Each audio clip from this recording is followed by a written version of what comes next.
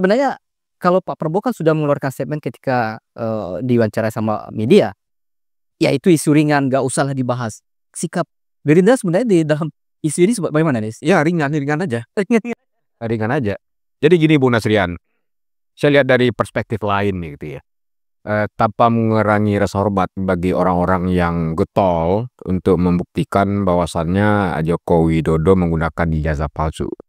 Pandangan saya ini adalah ciri-ciri orang yang kurang bahagia begitu ya. Kurang bahagia, tidak bisa berkompromi dengan fakta dan kenyataan yang ada.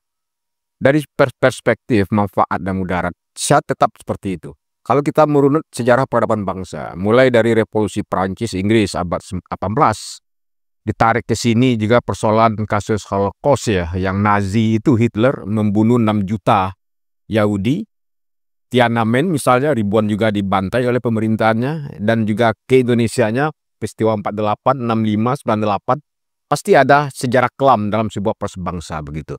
Nah, terkait ini isu ini bagi Gerindra adalah, kan Pak Prabowo sudah katakan juga, justru juga agak sedikit kok ini yang dipersoalkan begitu. Ketika tantangan globalisasi itu lebih ketat, kita ingin melakukan lompatan pertumbuhan ekonomi, kenapa isu ini yang menyedot energi anak bangsa begitu. Kenapa demikian Bu Nasrian? Kalaulah motivasinya untuk membuktikan kebenaran hukum, kenapa Anda tidak juga menjadikan partai politik pengusungnya ketika pilkada, pilgub dan pilpres sebagai tergugat juga? Karena ijazah itu masuk ke ketika partai mencalonkan atau pilpres atau kepala daerah, dia kan persyaratannya melalui partai. Masuk ke KPU, verifikasi oleh KPU, disaksikan oleh Bawaslu. Orang yang meloloskan ini, institusinya mestinya ditergugat juga. Kan mestinya seperti itu. Kalau seandainya komprehensif memberikan edukasi hukum politik yang baik kepada masyarakat begitu. Nah, satu, bagi Gerindra ini Hidayat mengusulkan TPUA yang sudah menggugat Pak Jokowi seharusnya menggugat juga KPU dalam hal ini. Coba deh logikanya. Di wali kota lolos, gubernur lolos, pilpres kali kedua. Kenapa enggak di awal-awal Anda persoalkan itu? Ini maksudnya apa? Motivasinya apa sih gitu? Dari sisi filsafat lah ya. Anda mencederai, membuat pemimpin bangsa ini secara fakta. Lepaslah dari dia kelemahan kekurangannya. Jokowi adalah Presiden Republik Indonesia. Saya adalah warga negara Republik Indonesia begitu kan. Ingin mempermalukan, menghinanya. Apa kata dunia? Memang seperti itu adab bangsa Indonesia. Orang nggak selesai bertugas. Kecuali Bu Nasrian kasus Wakil Bupati Pasaman. Sebelum dilantik, kita proseskan kasus ijazahnya. Saya pikir ini adalah proses pembuktian secara hukum dan politik.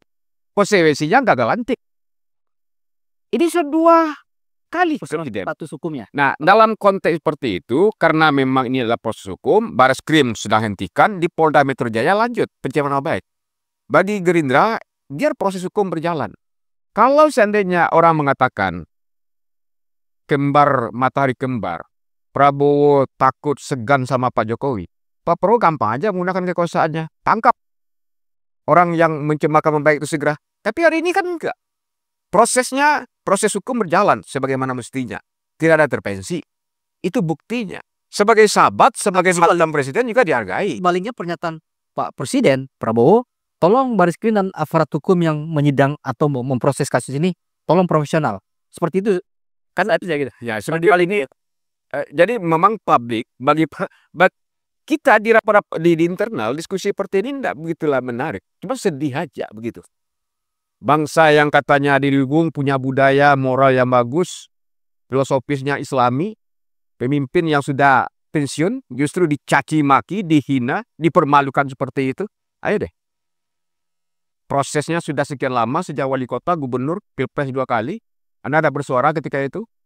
Kenapa Anda, para pihak yang terlibat dalam konteks seperti itu, Anda juga tidak jadikan dia tergugat?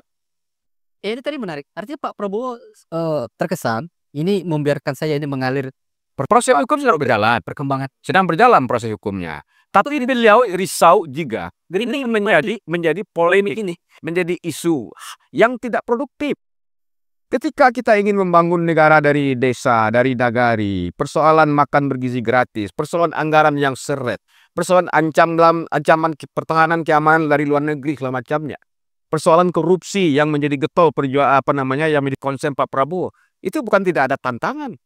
Beliau berapa kali-kali mengatakan korupsi menjadi prioritas. Yang kedua adalah ada bangsa lain ada kekuatan-kekuatan tertentu yang tidak ingin Indonesia maju, yang tidak ingin Indonesia bersatu. Jangan-jangan kasus ini digunakan sebagai ante-ante asing yang bermain gitu. Politik pecah belah. Karena memang kita belum melek secara pendidikan politik, kita masih belum. Maksudnya Bang Niat ada yang mengorkestrasi, mengamplifikasi kasus ini, isu ini, pihak asing tadi. Ada dugaan seperti itu. Nah, kalau syariah kita, Bang Niat, kenapa kasus-kasus besar itu bisa kalah dengan isu, kalau kata Pak Prabowo ini isu ringan, remeh, kenapa dibesar-besarkan? Tapi tetap saja publik menganggap ini yang penting gitu. ya biasalah Bu Nasrian, sejauh makan tidak berhenti, lalu lintas tidak tersendat, demo tidak ada anarkis, kayak seperti ini, biasalah dinamika politik demokrasi. Saya pikir Prabowo sangat menghargai proses itu gitu. Dia kan proses hukum yang menginikan nantinya gitu, yang akan membuktikan ya benar nak dia memiliki ijazah yang palsu atau bagaimana ya. Kita menghargai lah proses seperti itu. Kalau lebih detail, apa alasannya misalnya UGM tuh ketika Bung Nasrian mengatakan meminta kepada UGM, apa kewajibannya misalnya tim ini meminta mengklarifikasi atau minta konfirmasi kepada UGM misalnya seperti itu. Itu kan debatable semuanya. Ada yang pro dan kontra. Pro dan kontra, perdebatan ini tidak produktif hari ini dalam kondisi bangsa kita yang sedang recovery gitu. Dan artinya kalau ya sebagai orang politik ini menganggap orang-orang yang ya antara pendukung Anies dan Ganjar kalau dijumlahkan ada 40% ya. Ini kelompok-kelompok ini kira-kira yang indikator politik Indonesia terakhir kan merilis 66,9 dan hanya 19% masyarakat yang percaya Jokowi memasukkan ijazahnya. Ijazah ini palsu gitu, boleh kata seperti itu. Tapi 66,9 tidak percaya. Survei. Nah, kalau kita pertanyakan metodologi semacamnya itu tuh di luar kapasitas kewenangan kita. Rizal juga mengatakan itu lembaga indikator politik Indonesia yang mengeluarkan survei dalam hal itu, Bu Nasrian. Jadi pada intinya kalau seandainya dari Gerindra tentu dia akan ukur juga resistensi ini terukur Nasrian. Isu ini remeh, tapi isu besar tenggelam. Intinya karena ada yang mengorkestrasinya, makanya terus dipelihara isu ini menjadi besar terus. Ada potensi itu. Ada potensi itu. Kita kan juga punya intelijen juga lah seperti itu. Termasuk juga mitigasi risikonya kan juga terukur juga. Kan istana kan tidak reaktif terkait isu ini. Walaupun di rapat kabinet Prabowo mengatakan, aduh ini persoalan berat. Misal teme-teme ini yang menjadi persoalan. Karena Senayan juga terkesan diam ya semuanya. Karena tidak mau masuk irama kawan-kawan yang kurang bahagia ini. Ya kan tidak bisa berkompromi dengan fakta kenyataan yang ada. Udah berhenti kok ini presiden. Tapi dia pemimpin bangsa ini loh. Anda tidak hargai, Anda hina dia sehina-hinanya. Saya katakan begini Bu Nasrian. Terhinalah Bu Nasrian mengatakannya. Ternyata tanda tangan di surat nikah Bu Nasrian tarikannya berbeda dengan yang ada di ijazah. Berarti nikahnya berpotensi palsu. Marah nggak? Kalau hanya itu sampai ke tanda tangan, ayo deh. Sementara nikahnya udah 3 kali, 4 kali ya. Misalnya seperti itu. Kita pertanyakan di ujung. Ini surat nikahnya palsu. Tidak asli. Kan mempermalukan. Niatnya mempermalukan. Untungnya apa? Ayo. Ada juga orang mengatakan setiap produk Presiden Jokowi selama 10 tahun menjadi tidak sah. Padahal dia nikmati. Saya ingin katakan begini nih. Kalau masyarakat awam kan memang dia referensi pengetahuan terhadap ini kan terbatas. Ikut-ikut mana yang lebih keras suaranya. Yang saya sayangkan adalah para penggawa-penggawa ini, elit-elit ini. Doktor dia misalnya kan. Menggunakan diksi-diksi pasal-pasal yang menguntungkan saja. Untuk mendiskreditkan seperti ini. Itu diulang-ulang terus itu. Pertanyaannya motivasi Anda apa? Mempermalukan pemimpin 10 tahun. Kalau waktu Bu Nasrian, bacaan Saidat apa kira-kira motivasi orang ini? Nggak tahu juga saya. Hanya sama dia kan. Di sini juga banyak juga kan. Motivasinya ya bahagia saja. Aktivis kita yang kita banggakan kan. Tapi terus mengulang-ulang isu-isu seperti itu di berbagai platform media. Masih yang kurang bahagia. Tidak sehat Pak. Nggak sehat dalam edukasi politik ya. Itu kalkulator lagi dia. Saya tanggapnya gini, artinya kalau bahasa terhina ini kan artinya udah Hidayat ini udah terpengaruh Pak Jokowi. Artinya dia mengatakan terhina itu berjarak loh. Orang ini kan diterima dengan baik. Diterima dengan baik dan orang ini juga datang baik-baik. Datang baik-baik loh. Tapi dia kan nggak melihatkan. Kan dia setelah itu dia ngomong. Ketika dia ngomong itu kan sudah berjarak. Dan ketika dia ngomong itu statement Pak Prabowo sudah keluar. Kenapa? Saya menduga justru statement Pak Prabowo itu dipakai oleh Pak Jokowi. Untuk melaporkan ini, untuk memperbesar kasus ini. Oh berarti ini presiden di belakang saya.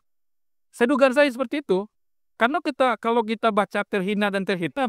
Jadi penghina deh ini. Misalnya nih ada lagi begini. Terhina ini. Terhina mana strategi dari PDIP? Dia bagi lebih ngeri PDIP. Ketika ada melaporkan nggak? Deddy Sitorus nggak ada dilaporkan. PDIP kenapa ini dilaporkan? Soal ijazah. Dan itu lebih substansi loh. Masalah apa namanya? Masalah politik kan? Kenapa ini?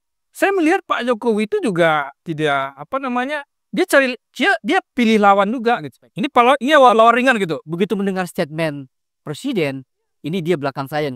Ngapain kasus ringan ini dibesarkan? Oh di belakang saya, langsung belakang saya dilaporkan. Seperti itu Cira. Nah ada lagi begini. Ketika Prof. Iwan Praetno selesai jadi gubernur itu. Terus ada dugaan kita ungkit dia. Apapun juga legasinya atau ijazahnya misalnya seperti itu. Motivasi apa? Kalau tidak untuk menghina orang begitu. Dalam konteks itu saya pikir gitu. Ini udah selesai dia jadi presiden. Udah selesai dia mimpin bangsa ini. Secara syarat material ijazah dipakai lolos oleh institusi namanya Komisi Pemilihan Umum. Disaksikan oleh Bawaslu. Sah. Kita lantik. Sah dia. Kecuali sebelum pelantikan. Terus dikorek-korek lagi dia. Itu dalam konteks seperti itu. Ini bukan adab timur. Ini bukan adab ini pakai oleh bangsa ini. Dalam konteks yang adiluhungnya gitu. Dalam konteks itu saya lihatnya gitu. Apa sih manfaatnya? Coba tanya Bu Nasihat. Mau selesai di pengadilan, palsu atau tidak? Terus kita mencoreng. Kalau saya lihat bukan manfaat. Ini politik. Ini politik, bukan masalah manfaat. Bukan juga masalah ini asli atau tidak asli. Ini politik. Artinya memang ada yang mengorkestrasi. Ya saya lihat yang mengorkestrasi bukan pihak asing. Justru saja Pak Jokowi sendiri. Tuh. Pak Jokowi sendiri yang mengorkestrasi ini.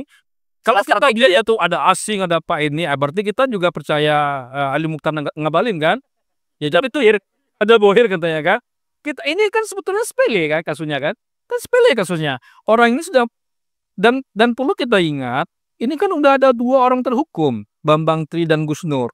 Dan sampai itu juga di pengadilan belum pernah Pak Jokowi melihatkan ijazahnya. Sementara orang ini sudah dihukum. Nah pihak orang ini ingin mengetahui lagi. Masukkan laporan. Supaya Baris Krim memeriksa. Kan gitu sebetulnya kan. Itu kan jalur formal semua gitu. Nggak ada yang apa namanya. Di luar apa gitu. Bukan masalah ini bahagia. Saya lihat orang itu datang baik-baik gitu ya. Nah ini artinya ini bukan soal manfaat. Soal manfaat ini memang tidak ada manfaatnya. Tapi pastinya apa kira-kira Rizal? Mentanyakan ijazah itu ke Jokowi itu. Saya pertanyakan ada kecurigaan dari orang ini. Iya ada kecurigaan. Sebagian orang kalau kita anggaplah yang 33,1% itu banyak tuh lihat. Jangan kita melihat yang 66,9% saja. 33,1% itu banyak. Dan itu juga harus diakomodir gitu. Jangan kita menganggap orang yang ini nggak bahagia. Nggak bisa kayak gitu. 33% ini yang pendukung Anies maksudnya? Enggak, yang artinya yang tidak percaya lah gitu ya. Kan ada yang bilang kalau survei itu kan kita anggap yang lain tidak jawab itu kita anggap masuk situ lah gitu. Berarti ragu dia kan? Ya. Berarti kan ragu dia. Ragu itu kita bisa bawa ke sini 33,1% gitu kan. Saya ini kan lama survei ini kan. Ngerti saya itu kan. Artinya itu jaraknya Hidayat itu cuman berapa ya? Cuman 16%. Ya, 16%. 16% pengikut ini pindah ke yang sini. Kalah itu lagi kan. Itu kan bukan jaraknya 66% itu. Jaraknya cuma 16%. Kalau kita pakai statistik ya. Cuma 16%. Jadi kita nggak bisa meremehkan ini ada manfaat. Kalau saya nggak melihat itu. Bukan juga melihat asli atau palsu ini. Ini sudah murni politik. Ya politik. Dan ini yang sedang dimainkan. Oh ada orkestrasi, bisa saja organisasi, tapi ini bukan kejauhan kita pihak asing pula yang ingin mengadu domba kita, yang ingin apa enggak. Ini kan kalau Pak Jokowi ingin selesai hari ini juga itu bisa. gampang dia menyelesaikannya kalau memang dia apa kan. Oh enggak, belum tentu. Apa jaminannya kalau ini dibuka nanti orang akan tetap menggugat, akan semakin kecil saya. Kalau Jokowi tampil dengan apa, orang ini kan logis juga ditampil dia apa, semakin minoritas orang ini. Berarti kita tunggu proses di pengadilan.